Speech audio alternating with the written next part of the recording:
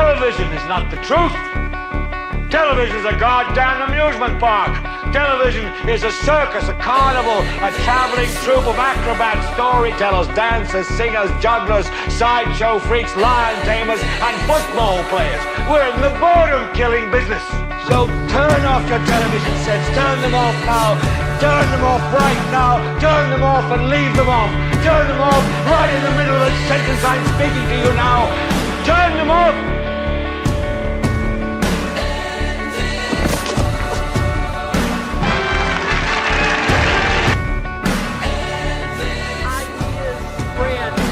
Stop him. An idea whose time has come cannot be stopped by any army.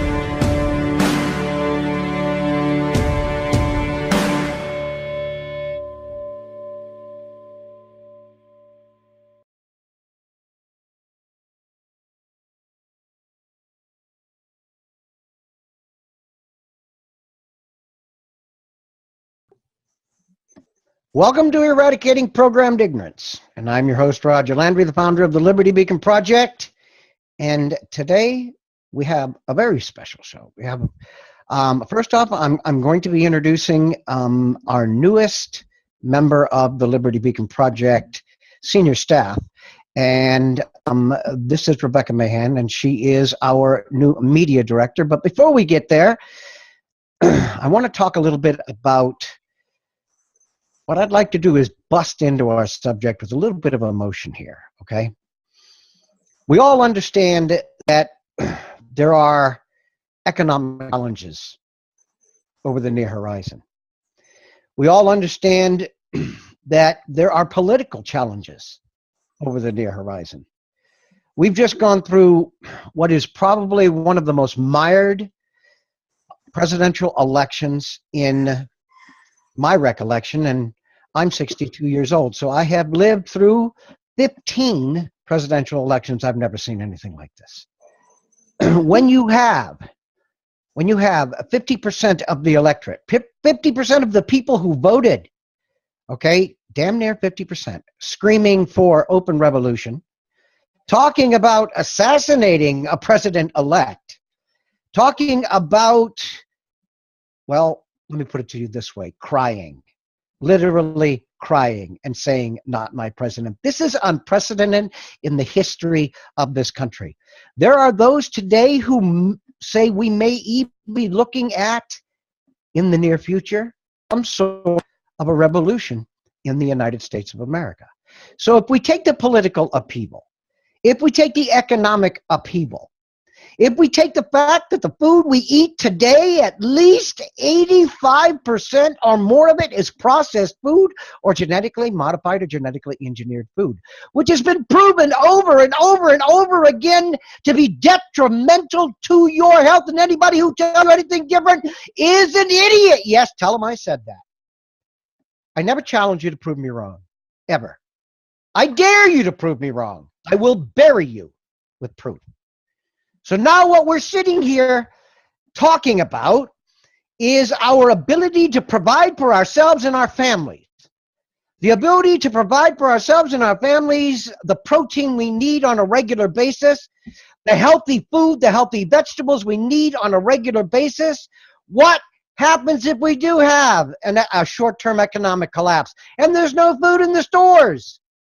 What happens if we have political upheaval and there's no food in the stores? What happens if GMOs continue to run rampant and there's no healthy food in the stores? What do you do? The Liberty Beacon Project is proud to offer not just all of the problems we suffer, but some of the solutions. Anybody who only gives you the problems is clickbait. We need to offer you solutions. And the gentleman we're going to introduce you to today, the gentleman that my absolutely phenomenal brand new media director is going to introduce you today, is somebody who has an answer that is stark. It is an answer that is phenomenal. This guy is head and shoulders above anybody else in this field. Otherwise, the Liberty Beacon would not even be talking to him. We are not a commercial endeavor. We go out of our way not to push products.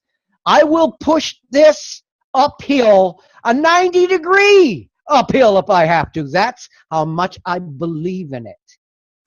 So for all of the trials and tribulations we face in the near-term future, just about every single one that I've mentioned so far, Jim has a real big part in the solution. Do you agree with me, Rebecca? I absolutely do. I'm super excited about having Jim Gale with us today.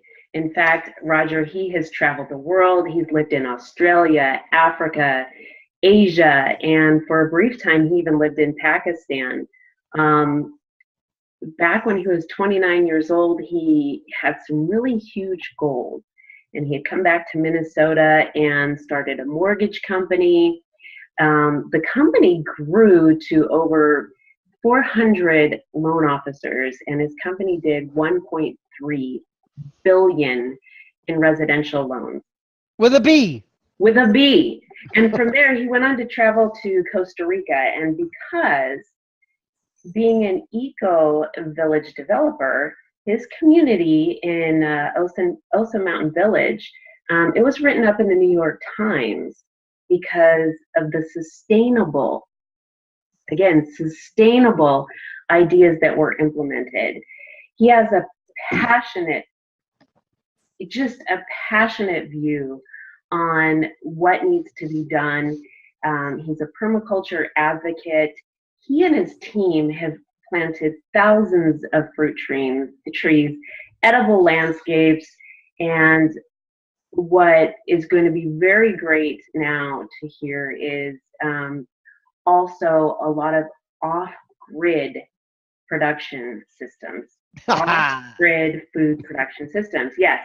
And what is absolutely amazing is he is the inventor of something very new, very innovative. There are things on the market that you might hear a little bit about here, a little bit about there, but the totality of all of it together in one, in a very easy format, to be able to have sustainable, off-grid, if you will, food production at your fingertips is absolutely phenomenal. He's with us today, and that's Jim Gale. Jim, before you jump in here, let me say one more thing, because our new media director, and yes, this is the individual I was discussing, this is Rebecca Mahan, our new media director, and we're very, very proud to have you with us. Jim, one thing that she said that just absolutely, it's one of the worst words in the English language today due to Agenda 21 or Agenda 2030 now, it's sustainable. When you hear the word sustainable, a lot of people immediately associate it with the United Nations, with Agenda 21, with Agenda 2030. They don't have a good reputation. So when you get into explaining the sustainability of your creation, let's try and divide it off a little bit from That's easy. Agenda 21, okay? I just really had to bring that up. And boy, I'll tell you, for anybody who doesn't know this, and nobody would, of course, actually, we've done a show before, you, myself, and our Canadian friend. But Jim and I have been friends for a while, and I'm always so proud to bring you in and let you get in a word edgewise, which I'm going to mute my mic and let you get a word in edgewise right now. All right. Well, thank you, Roger and Rebecca. What I promote and what I dedicate my life to is not the word sustainable, but the word self-reliance. Now,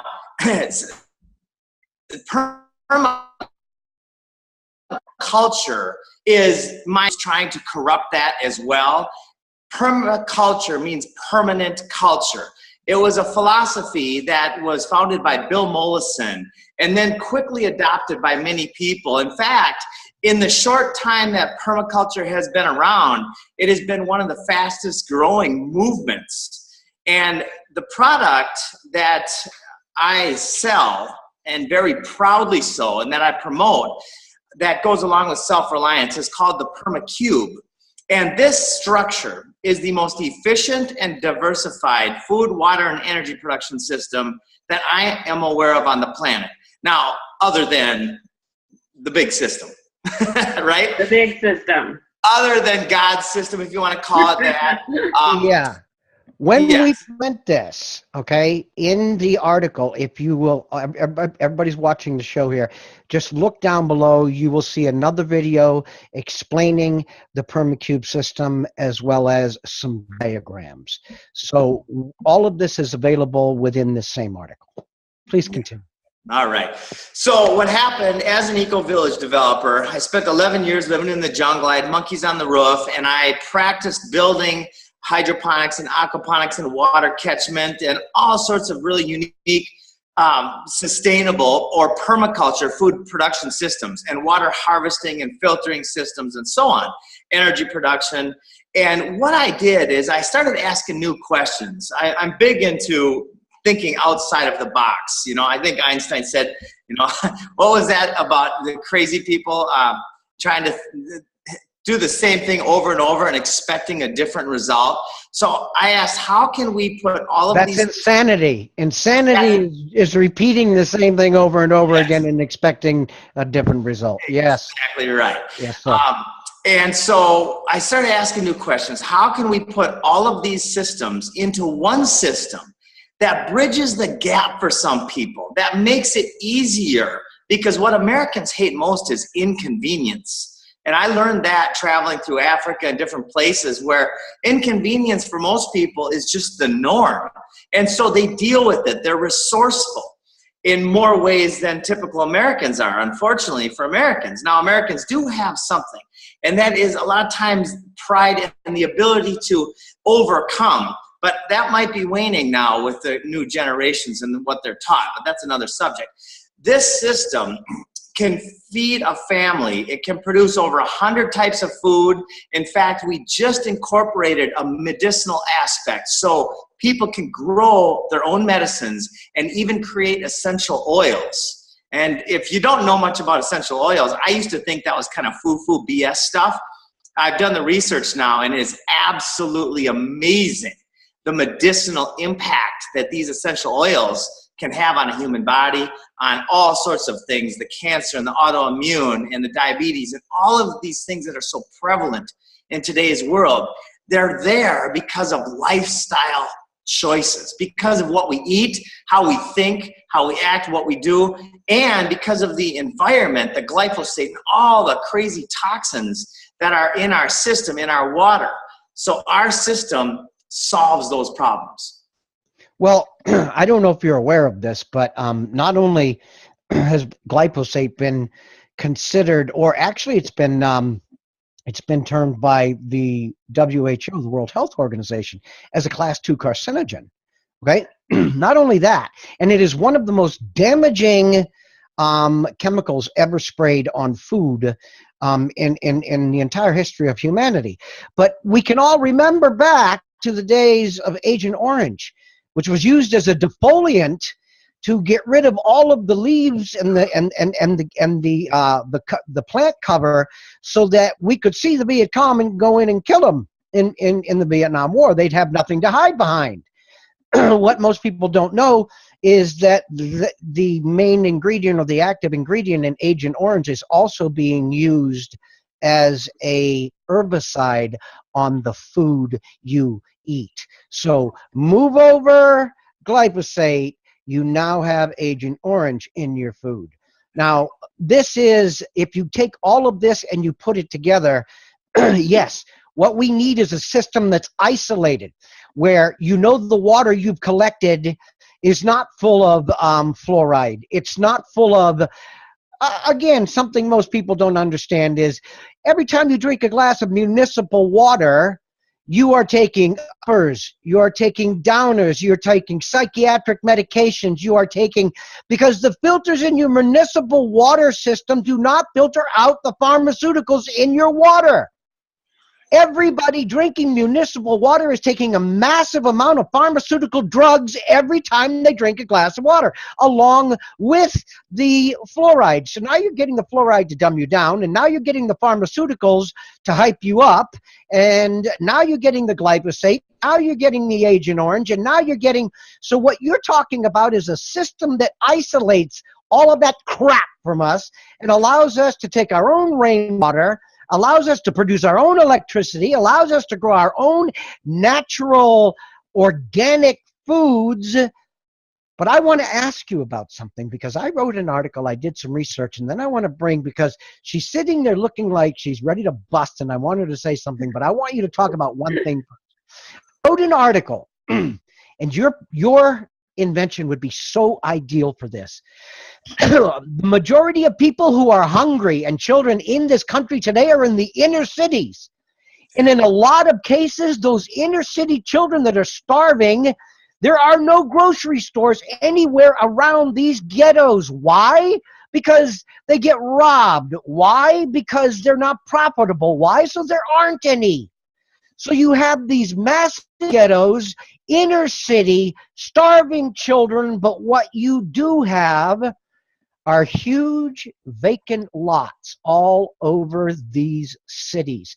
There is an organization out there that is trying to take these lots and turn them into farm plots to produce food for these inner city poor. This is where the majority of those starving in this country live. A situation, a PermaCube in each one of these lots, especially if done on a larger scale, would be phenomenal. My God, speak to that, please. Well, I love that. In fact, I've watched a lot of those videos, The Urban Farmer, and there's another name for it. I'll send you the article I wrote. Did a lot of research on this. I love it. So this is something that the PermaCube revolution promotes. It's not just about the PermaCube and the grow towers and the hydroponics and aquaponics and dehydration and water catchment and all that stuff. It's also about spreading the word about local food forest and edible landscaping. Because as Bill Mollison said, you can teach somebody for about an hour how to plant seeds. And then they go plant seeds, and within 6 months, or depending on what they plant, a few years, they've got a renewable food supply. In some cases, with the case of fruit trees, you can plant 100 fruit trees in about, I don't know, you get 3 people, and you could probably do it in an afternoon easily. And now you've got, in 5 to 8 years, you've got food for 50 years or 100 years. It's ridiculous. Well, but what I'm talking about here is you've got, say, 1/4 of an acre. Yeah. Okay? Empty lot. Yes. Right? A 1/4 acre empty lot is not going to feed a lot of people. But if done along the lines of space conservation, like Absolutely. you could grow enough food in a 1/4 acre lot, empty lot, to feed an entire neighborhood. Yeah, absolutely. Because what you're talking about, and you're talking about putting a small PermaCube in your home and growing all the food you need for an entire year for a family of 4 or 6 people. So if you've got a 1/4 of an acre, imagine with that space-saving technology or technique, how much food you could grow in these inner city empty lots. It would literally be ridiculously easy to feed everybody 2 organic meals a day. And what would that do for their brains, their ability to create value for others? What would that do for the society, the community, the transport? It's the most simple way to grown right in the neighborhood. Grown right in the neighborhood. No need to transport it in or any. I know you want to bust in here, and I'm sorry, Rebecca, but I get so excited about these things. But go ahead, jump in, because. Well, I'm excited about this too. Something that you said, Jim, that many people might be a little bit confused on. You said earlier water harvesting, and this also goes right into what you were talking about just now in actually having organic or purified food. So can you elaborate a little bit on the water harvesting for those who've maybe never heard that term before? Yeah. So our water catchment system on the top of the PermaCube runs down the roof and the solar panels in the greenhouse into a gutter system, and then goes into a gravity filtering system. And there now, you can get really fancy with this, or you can stay really basic. And what it does is it filters the water. And so you're taking water that's already pretty good, and you're making it even better by running it through filtering systems. Now, it's literally that simple. Anybody here listening to this awesome program can go online, and within an hour, you can have enough knowledge to harvest your own water. And then it won't be much long after that where you know how to get the right materials to purify your own water. And that's what they're doing in Venezuela now in a lot of places, because they don't have a municipal source of water in some places. I mean, they're communities which are incredibly resourceful or abundant lands like Venezuela. People are starving. They're killing horses in the zoo to eat them because they don't have the food there, because they didn't think about this, 10 years ago. And so my point is, do it now. I have to agree. And you think about what California had went through with a huge drought, and then a lot of time was taken in getting a water desalinization plant going, and you could be just harvesting your own water right there in your own backyard, not having to worry about what everybody else is, and you're still going to be able to eat and drink and stay nourished. Yes. And so we know that if you don't have food, you can survive on water for 30 days? Yeah, exactly. And this is being done already. Historically speaking, this was the way it was always done in some places. But we've forgotten the most basic things, like how to plant and grow food and how to harvest water. Mm-hmm. Let's talk about composting, okay? Let's talk about power generation. Let's talk about, because what we know now is that you can be at least somewhat, okay, depending on how arid the climate is where you live, whether or not you have sufficient rainfall or whatever to supply all of your water needs. But let's say somewhat water self-sufficient, definitely food self-sufficient. Let's talk about composting. Let's talk about generating electricity. Let's talk about the ability of PermaCube. How far can we actually remove ourselves from the grid with a full-blown PermaCube system? And I got to tell you something. I'm going to say that at least 1,000 more times before the end of the show. PermaCube, PermaCube, PermaCube. I can't say it enough, and I am not. As a matter of fact, we don't even have ads on our websites. Okay, that's how uncommercial this project is. But you have a project and a product that is not. I don't want to say it's not commercial. It is, but that is so beneficial to humanity that if I could find another dozen products just like yours, they'd be all over our websites. So let's talk, please, about producing your own compost. Let's talk about producing your own power. Let's talk about how far can you remove us from the grid? Because I opened this show with a few dark scenarios, which I don't give a damn whether anybody wishes to believe them or not. They're all reality in the time we live in today. They are all a possibility. What can you do for us? I know the answer, but I want you to tell me. Yeah, well, it's absolutely proven all over the United States and the rest of the world right now, in cold climates and, of course, easier and warm climates, that you can be 100% off the grid with food, water, and energy. Now, in cold climates, they have this thing called passive solar heat collectors.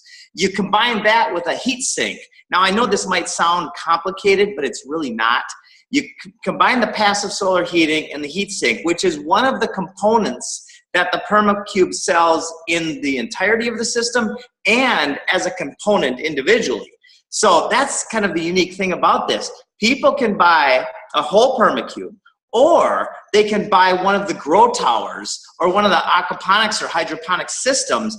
In fact, you could fit it in a space that's 2 feet by 5 feet in your basement, in your kitchen, in your living room. And you have 90 grow sites on a 2 by 5 foot area.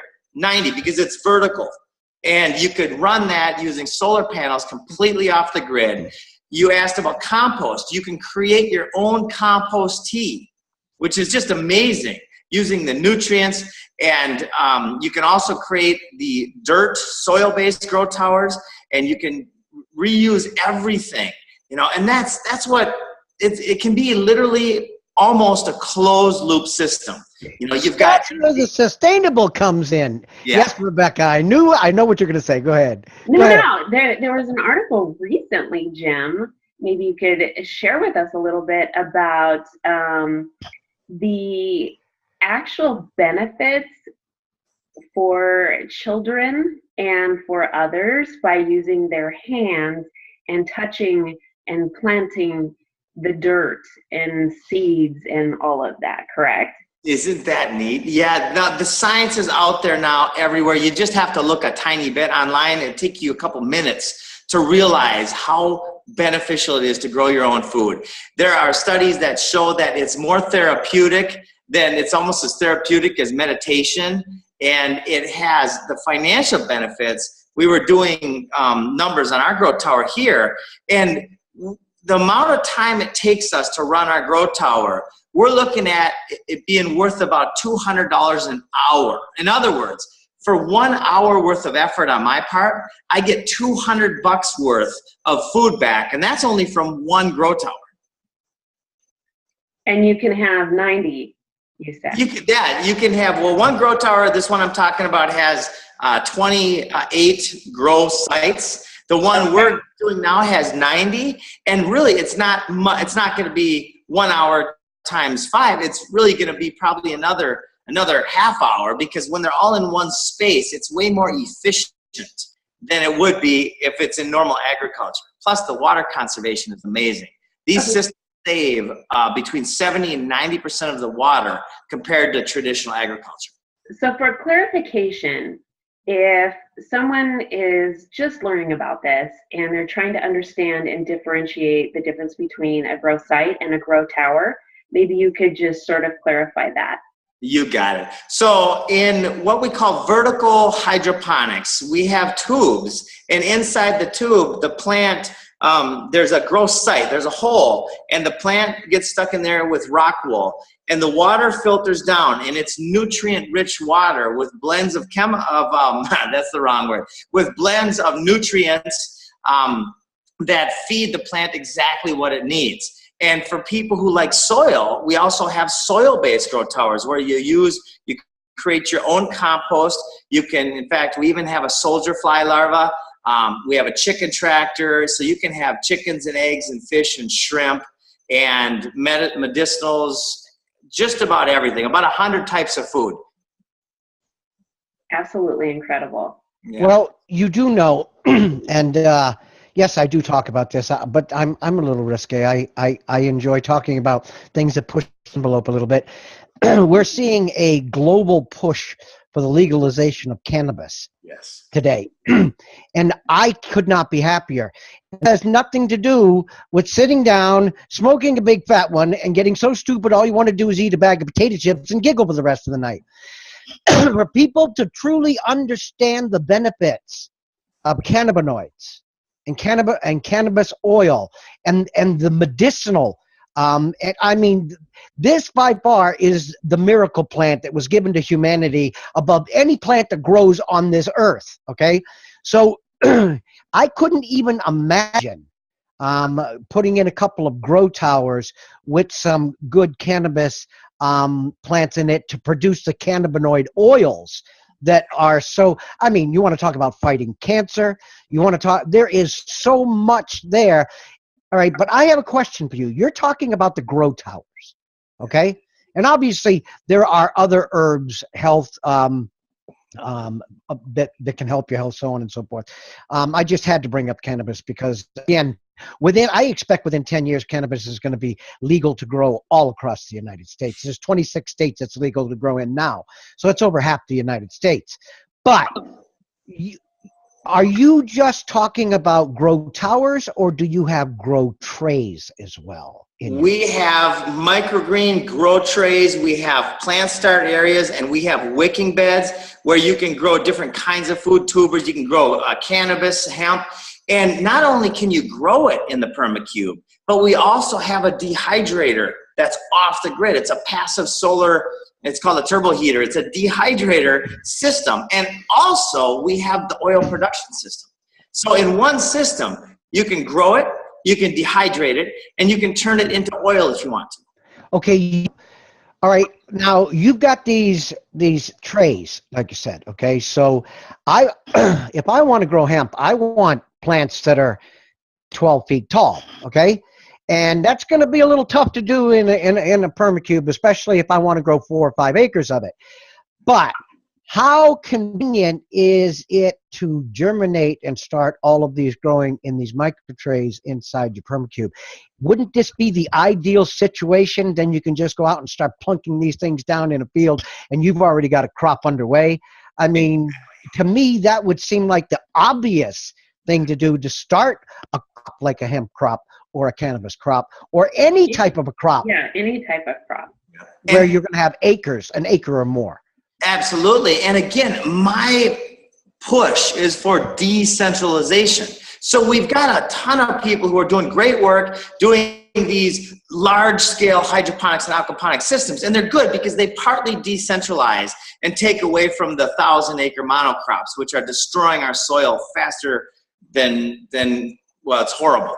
So that's good. It's a good stepping stone. The next piece of the puzzle is when we start growing our own. For every reason that we mentioned here today, it's a huge time saving. It's a cost saving. It's healthy.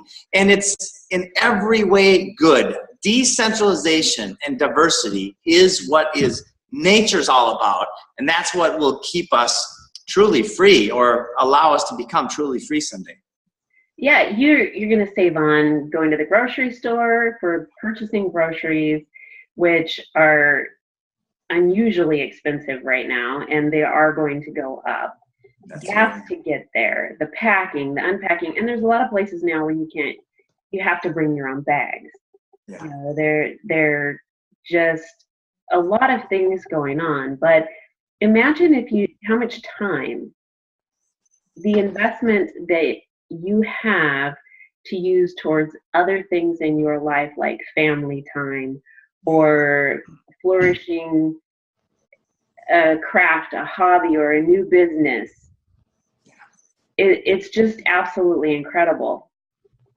Now, if I wanted an entire PermaCube system, what are we talking about size-wise?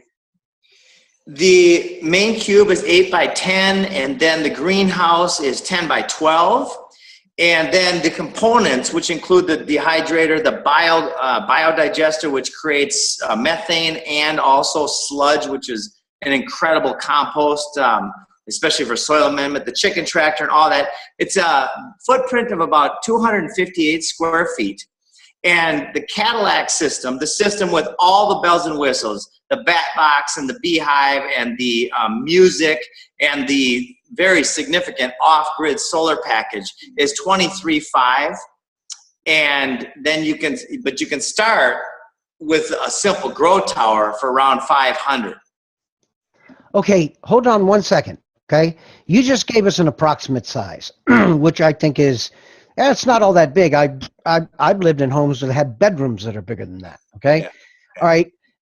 What can we expect in an ideal situation, crop-wise, from 2,300 square feet? Okay, so excuse me, 230 square feet. What can we expect? Now, I'm talking about. Give us an average and give us under ideal situations. Okay, inside the greenhouse, you've got about 380, 390 grow sites. An average head of lettuce might take 35 or 40 days in optimal conditions like this. So you're talking about, if you're going to just do lettuce, which you're probably not going to do, our thing is about diversifying, but you'd be looking at about 350 heads of lettuce a month out of there. Inside, we've got microgreens. And by the way, the cucumbers, the tomatoes, and the 98 different other types of fruits and veggies that you can grow, you can. That's why we created it in such a way where we've got soil and we've got towers. The towers are better for leafy greens and things like that. And you got your own seeds too. Absolutely. You have to go to Monsanto to get more seeds. You got to go to harvest. And so we've got, let's say 400 grow sites in one area. We've got the microgreen area. We've got the processing area for dehydration. Then we've got the chickens where you get about 6 eggs a day. So for a family of 5 or 6, you know, it's 8 chickens. So if you do really well, you might get 8 a day, but 6 might be an average. And then you've got the fish. So you've got really a wide variety of everything you need. So I've got 2 thoughts on this. So it's all inclusive, meaning the predators out there really can't get to those chickens. Right. It's in a very sturdy chicken tractor, and the system itself is made of high quality SIP panels. It's very high quality. It'll last forever with decent maintenance. And the second thing, okay, and I'm a little weirded out about this, I'll be honest. Talk to me about the bats. Okay, bats are awesome. They are, first of all, they're becoming endangered because of a lot of theories on why, but they're also great for mosquitoes. And you don't have to, any one of these particular subsystems, somebody can have or not have. You know, so I love bats. For me, they're a great resource for mosquito killing and for bat guano. And bat guano is one of the most nutritious fertilizers, said to be #1 actually. Now, you're not going to get a lot of it, so I don't want to imply that you're going to get a couple pounds of bat guano, but you're going to get something. And that plus the mosquito thing for, you know, the bat box plus helping the bats. Hold on, because this is not necessarily a G-rated show here. Okay, so there are a few things we can say. You just gave us the advantages of batshit. Okay, I got to tell you something. I've been batshit my whole life, and nobody's told me the advantages I have.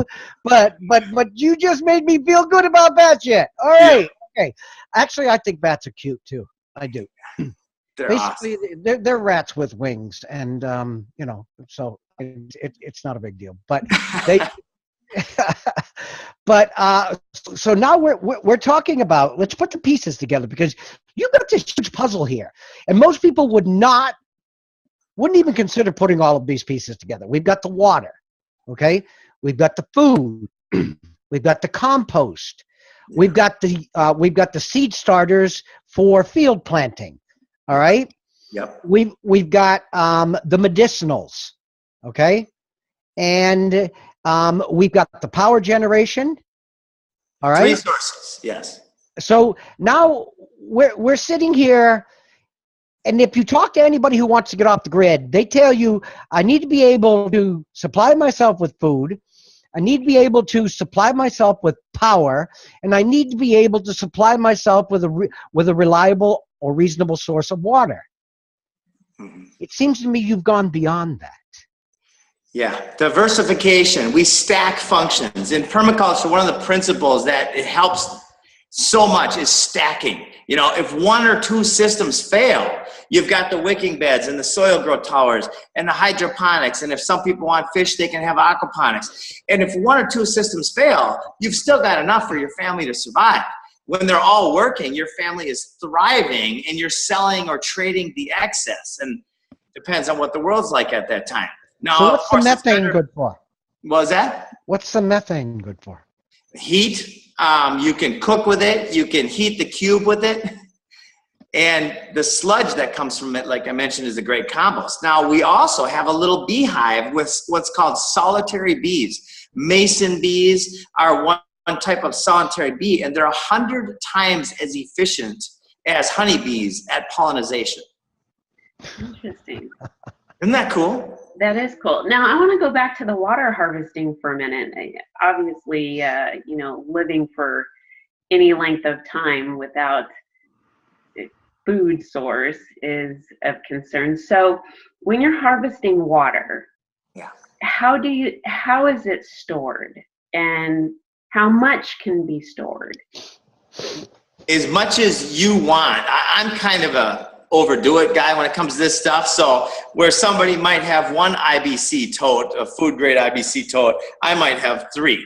You know, so it's really, you got to look at what your rainfall is. You got to look at how many days or weeks or months it might be between rains. Some areas have dry seasons where it doesn't rain for 2 months. In that case, you might want to have 5 or 6 IBC totes. Some places, it usually rains at least once a month.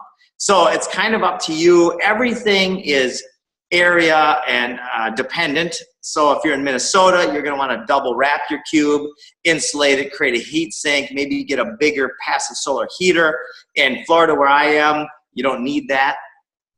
No, oh, real quick, I don't mean to interrupt you, but you are saying something that is really important. So if I'm a potential purchaser of a PermaCube and I live in whatever state in the United States or anywhere in the world that you're selling this to, and I don't have a real understanding of what is going to be needed, is there going to be someone there that can coach me along on what I need to do to have double insulation or something like that?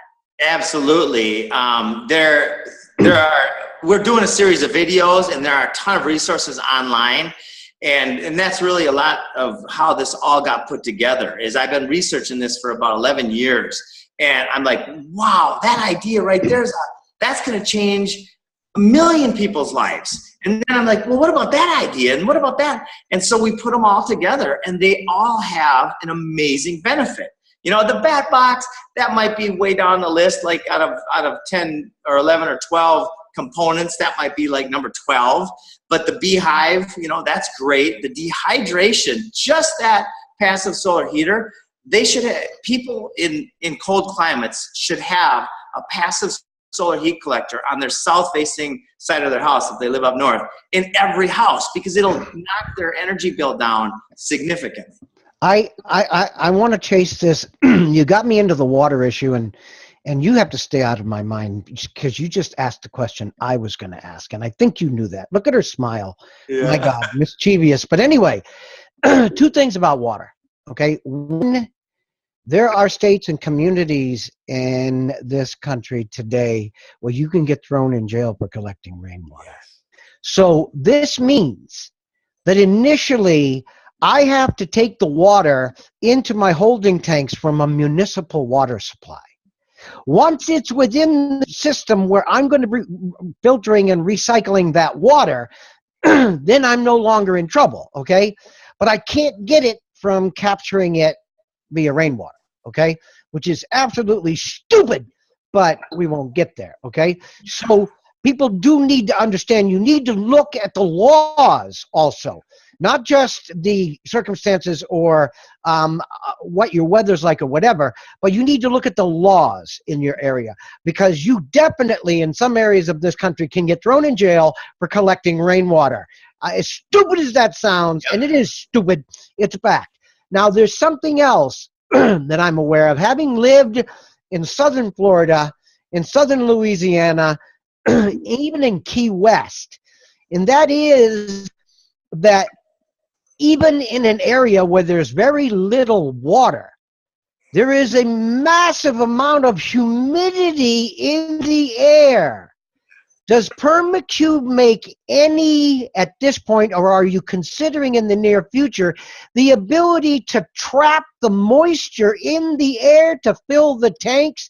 Because moisture sails are a very good way, or wind traps, of collecting water in an area where standing water doesn't exist. And if you live in Florida and there's no lakes and streams around you, man, you can slice your way through the humidity on most days. The amount of water you can pull out of the air is insane.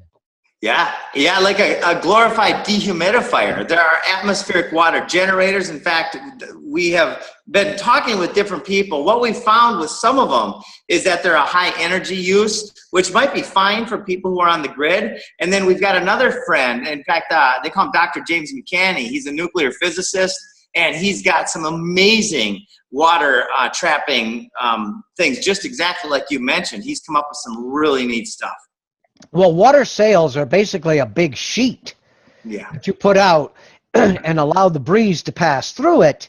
And what you see, especially in an area where you have moisture-laden air, is you see after it gets started and the sheet gets wet, you start to see a continuous trickle of water coming off that surface. So I just was curious if this was something that was going into the workings here. Yeah, there's several layers of talk on that. There's also water distillers where, anyway, it's pretty neat, where you could put ocean water or muddy water in there, and it collects on the cool surface. It runs down the glass into a channel rail, into a bucket, and it's 99.99% something pure. It's really and then you just run it through a normal tap water filter at that point, and you've got very, very good water. Okay, and I can always tell because you bite your tongue when you really want to say something. So go ahead, Rebecca, because you chewed on your tongue here. It's just absolutely an amazing system. I mean, I don't understand why this hasn't ever come up before, but Jim, I am just impressed with your invention here. I'd like to know a little bit more about the electricity portion of it. Okay, well, I call it the energy portion. So there's electricity, which comes from the solar panels, which can also come from a small wind turbine. So in some areas, wind is the best. And I've lived in Costa Rica, and the mountains there are just covered in certain areas with... you did say that you're working in conjunction with James McCanney, right?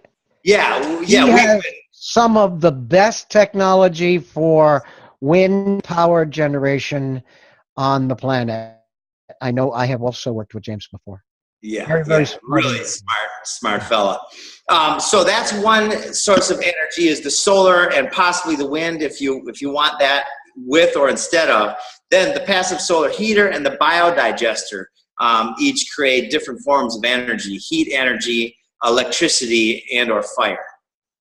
Unbelievable. Unbelievably awesome. So if someone is wanting to, not if, when they're ready to purchase a PermaCube, where do they go? Well, they get a hold of me, and we can put my email. It's all going to be in there. All of it. Oh, yeah. Yeah, they get a hold of me, and we will run them through. And by the way, I got to mention my team. I mean, we've got Gary Morris and Guy Sanders and Steve Doherty, and amazing people that are part of this. And you guys, and it's spreading like wildfire. It's going viral, and it's exciting because... You really want to do that? Do you really want to be talking about growing things and saying wildfire in the same breath? Yeah. Okay. But anyway, I just had to toss it. No, it's all good. No, it's an idea whose time has come.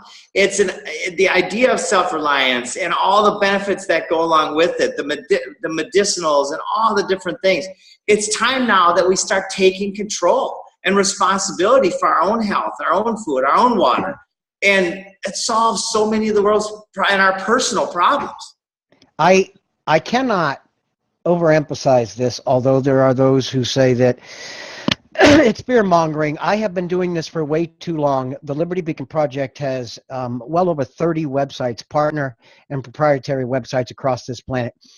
We don't say things just to hear them say. We don't have clickbait. We don't have fear porn. When we say things, there's a reason to say things. Again, we never challenge you to prove us wrong. We dare you to prove us wrong. We stand today at the precipice of economic and political upheavals across this planet. How strong we will face them in the United States is not the question, because this is not just an American endeavor. What you're trying to do is reach the world. What the Liberty Beacon Project is doing is reaching the world. You reached out to us, and we reached out to you because we both want to see the world benefit from everything, whether it's political solutions, whether it's food solutions, health solutions, it doesn't matter, power solutions, meaning electricity, so on and so forth. We want the world to understand there are solutions. There has never been a time of uncertainty in the modern history of the planet as we face today. And anybody who doesn't think that and figures this is fear porn, you're watching the wrong show. Okay? We only tell you the truth. So listening to something like what Jim is putting out and what Rebecca and I are standing behind 110% right now is paramount because of that political and that economic and that health-related uncertainty the world is facing right now. We have bigger health crises, bigger political crises, and bigger food crises going on in this world right now than we have at any point in modern history. Jim's project could not ever be needed more than it is today. Am I speaking correctly here, Rebecca? Absolutely. This is something that can be used in every home. It can be used in situations where people want to live off the grid. And Jim, you were talking about schools. Can you share a little bit about that? And then I know, Roger, that we're coming up on the end of the hour. My passion, I'm a teacher. That's my degree from college. And I've got 3 daughters. And my motivation Wait a minute, hold on. I got to stop you, and I apologize. I know that was rude, but I have to. You've got a college degree. You've been all around the planet. You've lived in South America. You've planted forests. You've done this, you've done that. You've come back. You don't look like you're over 25. When the hell did you do all this? Yeah, I just turned 47 on Christmas Eve. But I have had a pretty jam-packed and action-packed life, and I love it that way, and I'm going to keep doing it that way. But we need to create my vision, our vision, the PermaCube Revolution vision is a future for our grandkids and beyond. We've got to get this into schools. We've got a lot of people talking to schools right now, and we are going to make this mainstream. I mean, I literally had a dream. I know this is corny as hell, but I had a dream that I was in Donald Trump's office and I was giving him a lecture on how this has to be his platform. Because once the United States gets self-reliant again, I'm talking at the family level, then we again we have the foundation again to be an amazing country. But right now, we're going 2 directions. One is pretty good and one is absolutely horrible.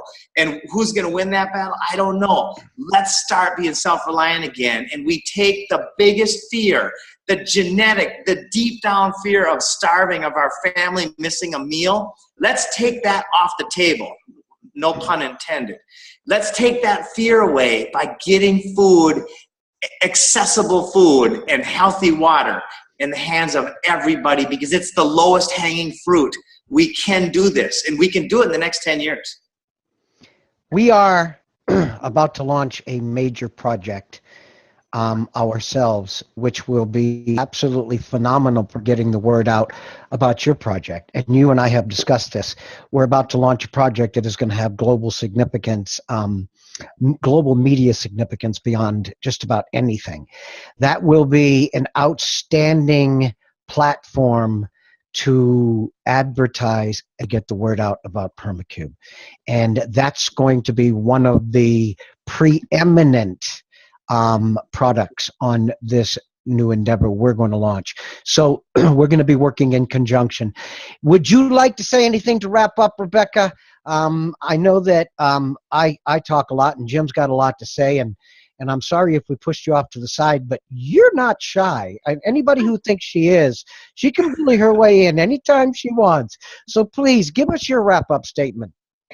Jim, I just want to thank you so much for being with us today and really explaining some things that I know that people are going to be initially confused about, how simplified that this system is. And I just want to thank you for creating it, because I think it is an absolutely phenomenal product. And I think you are very prolific. I can't wait to see what else is going to be coming down the pipes or down the towers or beside the towers or how. We're going to grow.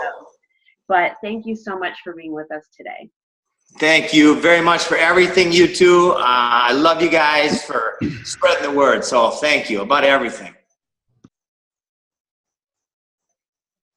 What I would like to say is, look, when you have something that has the ability to change a society, okay, it's usually something that costs a whole hell of a lot of money and takes an entire society lending its soul, lending its brain, lending its assets, lending its resources.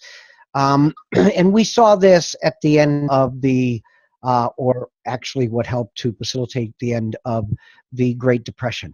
We saw an entire society banding together to create massive projects huge dams. I mean, the Tennessee Valley Authority, so on and so forth.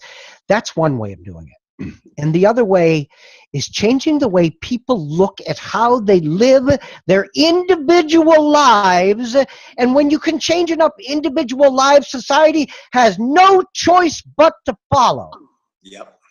Okay, Jim, you're coming in on the second one here. And if you take together with the trials and tribulations we as a society could and may very well face over the next couple of years, you have given people the solution to weather these tough times, to weather these economic bad times, to weather these political bad times, to weather these transportation bad times that we may be seeing in the near future in a fashion that leaves their family in a state where they lack for nothing. Yes. If we spread this word far enough, it won't be society changing on a macro level. It'll be society changing on a massive amount of micro levels. Yes, it has to be. It will work. It has happened more than once in this country. As a matter of fact, America is better at changing society one person at a time than any nation on this planet. We find a good idea and we run with it. We proliferate it. We make it a common phrase. We make it a common idea and we run with it. This is something I can see being beneficial to a massive amount of society, not only in this country, but across the planet. Jim, I'm always happy to talk to you. I'm always proud to represent you, and PermaCube will be a part of the Liberty Beacon Project going forward in any way you wish us to be. Please understand that you have something. We recognize it. This is beneficial for humanity. It is one of the solutions out of the many problems we tell people about every single day. Thank you for being here. And Rebecca, you're going to be with me on so many shows going forward because you're going to be co-hosting Eradicating Programmed Ignorance with me. So everybody's going to find out that when she wants to talk, she can. This is an ex-police officer and an ex-military individual. She's not shy. She's not scared. Oh, but anyway, I want to thank you both very much. And for everybody listening, this has been Eradicating Programmed Ignorance, brought to you by the Liberty Beacon Project and broadcast on TLB TV. Have a great day. Thank you all.